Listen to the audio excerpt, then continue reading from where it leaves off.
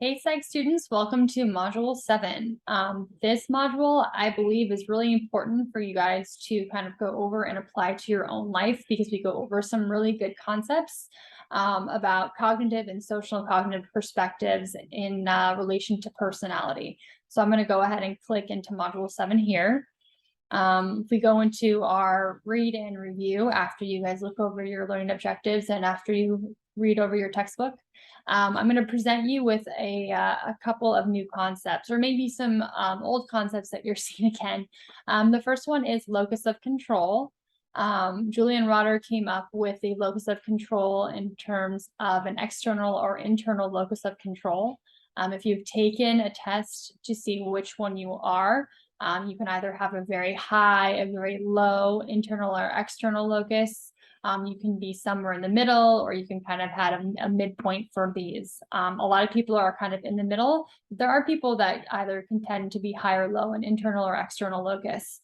And this is really just how you believe that your own actions are kind of going to be determined. So do you believe that you can be in control of your outcomes, or do you believe things kind of happen to you and you have no control? So that's kind of that idea of the locus of control. So go ahead and watch over this video and explains it a little bit better, and you can kind of maybe figure out where you would be on this spectrum, or you can even go find a test to see. You can just look up the locus of control. The second concept that I present to you guys in this chapter is self-efficacy. That's really just kind of a belief or even like an expectation about how you believe or how competently you believe you're going to be able to complete something, usually a task that you kind of put yourself to. And it's has the same idea of locus of control, but it's a little bit different. So watch these two videos to kind of understand the differences between the two of them.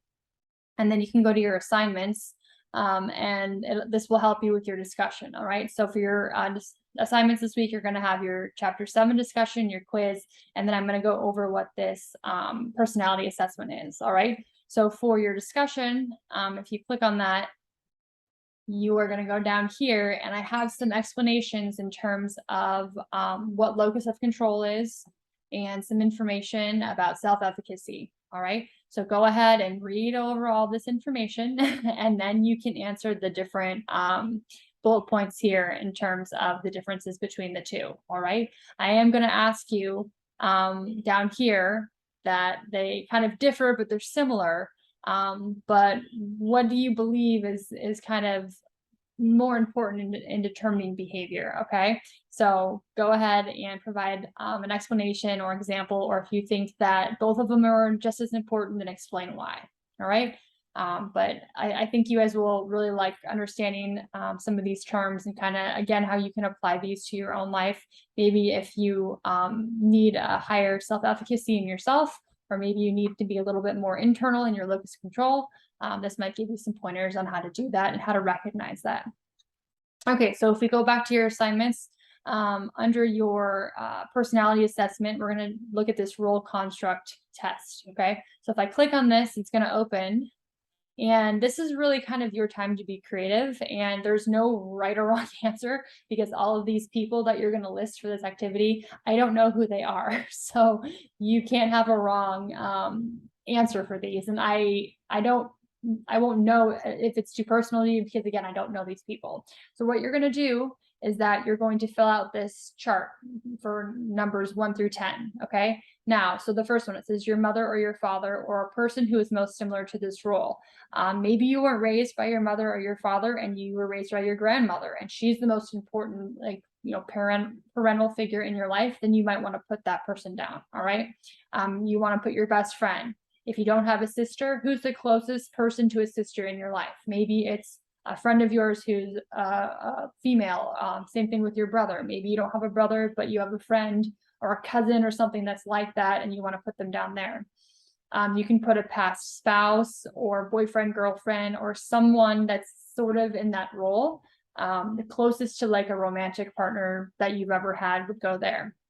A teacher you liked. Maybe it's a teacher, maybe it's a coach, something like that. Again, a teacher you didn't like, maybe it's a coach you didn't like, maybe it's someone like you know, piano teacher that you had that you didn't like very much, that would go there. A boss, if you haven't had a job, what would be the closest person that would kind of meet that role? You put them there, okay? Someone who's successful and someone who's unsuccessful. The biggest thing though is that you cannot put the same person twice, okay? So if your mom is up here, then you can't put your mom down here as the most successful person, okay? So maybe you want to put your dad in this role and then your mom here, or vice versa, whatever it is. So they all have to be different people. And then after you have all of your different people selected, then you're going to go through these different tables and you're going to put the names of, or I should say, you're going to put the characteristics of the people that you put for these names. Okay. So 1, 4, and 5, you'd go look and say, okay, 1, 4, 5, and then you would have similar personality characteristics in here. Okay. And just follow the directions, put the names down, and then you can answer these reflective questions in regards to the tables that you've made. Okay. This is a very subjective personality test, but I wanted you guys to do some different types of personality assessments. And then I want you guys to kind of explain how you think this is a good indicator of personality, or if you don't think if it's a good indicator of personality, and explain why. All right, so that's what you're going to be completing. As long as you complete the tables though, and you put the people down, you can't get it wrong, because again, I don't know the people that you're listing on there. Okay, so that's going to be it. Just make sure that you have your discussion, your quiz, and that personality assessment, and you will be all set for Module 7. I hope you do enjoy some of these new terms, or some, you know, visited terms from self-efficacy and locus of control, and I will see you guys in Module 8.